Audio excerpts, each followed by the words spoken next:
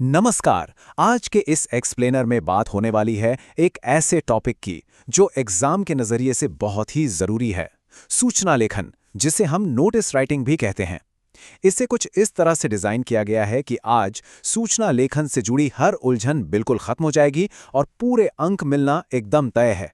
तो चलिए पूरे जोश के साथ शुरुआत करते हैं। तो चलिए गहराई में उतरते हैं। सूचना लेखन को अक्सर बस एग्जाम का एक उबाऊ सा सवाल मान लिया जाता है ना? लेकिन असल में देखा जाए तो ये रियल वर्ल्ड की एक बहुत बड़ी सुपर पावर है। जरा सोचिए, सिर्फ 50 शब्दों का सही इस्तेमाल करके एक ही संदेश को एक साथ हजारों लाखों लोगों तक पहुंचाया जा सकता है। यही तो एक अच्छी सूचना की असली ताकत है। तो आज के इस एक्सप्लेनर का एजेंडा बिल्कुल स्पष्ट है। पहला, सूचना लेखन क्या है। दूसरा, इसके प्रकार और नियम। तीसरा, परफेक्ट ब्लूप्रिंट। और आखिर में उदाहरण और मार्किंग स्कीम। भाग 1, सूचना लेखन क्या है। आइए इसका अर्थ और परिभाषा समझते हैं। देखिए, आसान शब्दों में कहें तो सूचना लेखन एक बहुत ही संक्षिप्त और एकदम औपचारिक तरीका है। जब भी किसी स्कूल, संस्था या सरकार को भविष्य के किसी कार्यक्रम की जानकारी आम जनता तक पहुंचानी होती है तो वे इसी का उपयोग करते हैं। ये सीधे संवाद का एक बहुत ही प्रामाणिक माध्यम है। और मजे की बात यह है कि यहीं पर सीबीएसई बोर्ड परीक्षा का एक बहुत बड़ा सीक्रेट छिपा है। अगर इस परिभाषा और इसके लेआउट को अच्छे से पकड़ लिया जाए तो ये 9वीं और 10वीं कक्षा में 100% अंक हासिल करने का एक बिल्कुल प्रमाणित फॉर्मूला बन जाता है। भाग 2, प्रकार और नियम, यानी गागर में सागर कैसे भरें। अब यहां पर जो सबसे दिलचस्प बात है वो ये कि सूचनाओं को मुख्य रूप से 2 अलग-अलग भावनाओं में बांटा जाता है। एक तरफ होती हैं सुखद सूचनाएं, जैसे कोई खेल प्रतियोगिता हो या त्योहार, और दूसरी तरफ दुखद सूचनाएं, जैसे कोई दुर्घटना या शोक सभा। जाहिर है, इन दोनों ही स्थितियों में शब्दों का चयन और टोन बिल्कुल अलग होनी चाहिए। खैर, अब बात करते हैं उन कड़े नियमों की जिन्हें किसी भी हाल में तोड़ा नहीं जा सकता। पहला नियम, सूचना हमेशा एक बॉक्स के अंदर होनी चाहिए।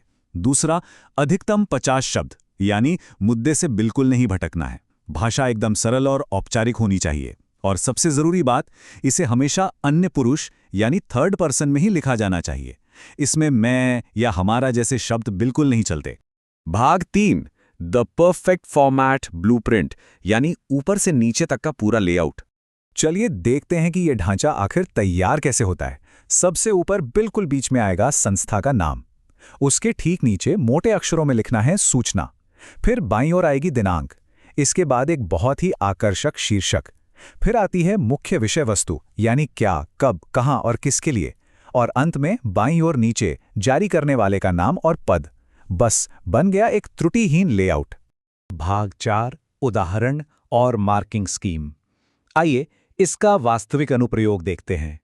होली मिलन समारोह के इस सुखद उदाहरण पर जरा गौर करते हैं। सबसे ऊपर सोसाइटी का नाम है, फिर सूचना, उसके बाद दिनांक और फिर शीर्षक।